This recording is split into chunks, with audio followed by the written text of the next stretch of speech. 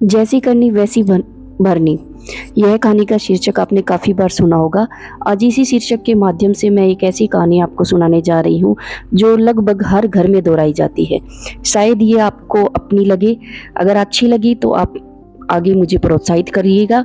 तो कहानी है एक सासू माँ की, जो अपने पोते को मालिश करते हुए हिला रही है और अचानक से उसकी नज़र उसके गले पर पड़ी।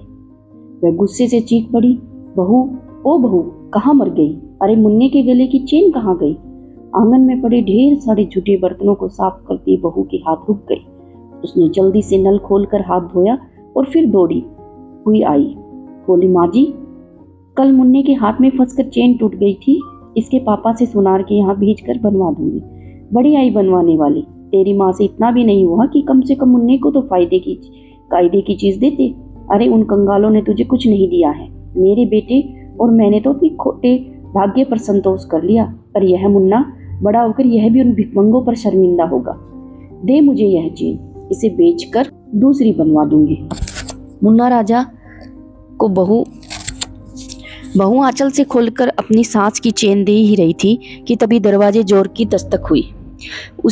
उसने जाकर दरवाजा खोला तो अचंभित रह गई। सामने अपना सूटकेस लिए एकदम फटे हाल उसकी ननंद खड़ी हुई थी। ननंद ने भाभी को सामने देखा तो लिपट कर फुफक कर रोने लगी।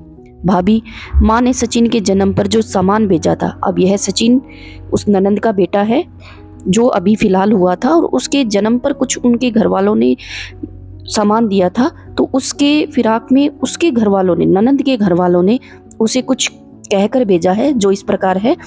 उसे खराब और सस्ता कहकर उन लोगों ने वापस कर दिया है और कहा कि जब तक मैं बच्चे व उसके पापा के लिए सोने की मोटी चैन, घर के हर सदस्य के लिए 5 जोड़ी कपड़े, बच्चे का पालना आदि, सासू और ननद के लिए डायमंड की अंगूठी और 21 टोकरी फल अपनी माँ से लेकर न आऊं, तो तब तक घर वापस न लौटूं।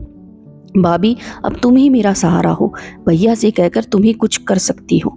मुझे मेरे बच्चे से अब तुम ही मिला सकती हो। माँ से तो कुछ होने से रहा। अब ये जो दुख भरी जो पीड़ा थी वो एक ननंद ने अपनी भाभी को सुनाई और भाभी ने स्वीकार करते हुए उसको सांत्वना दी। ननंद को वह सांत्वना दे रही थी कि तभी सासू माँ एकदम फट पड़ी। हरामजादे, लड़के वाले हैं या लुटेरे? अरे यहाँ कोई खजाना पड़ा है जो उन्हें लुटा दे? जितनी हैसियत होगी आदमी उतना ही तो करेगा। देखती हूँ तुझे वापस कैसे नहीं बुलाते। दहेज उत्पीड़न में फंसा न दिया तो मैं तेरी माँ नहीं। अब वही औरत जो थोड़ी देर पहले अपनी बहू को भला बुरा कह रही थी, अपनी बहू के मायके वालों को कुछ कह रही थी, और वही औरत अब अपनी बेटी की पीड़ा को समझते हुए उसके ससुराल वालों को बुरा भला कह रही है।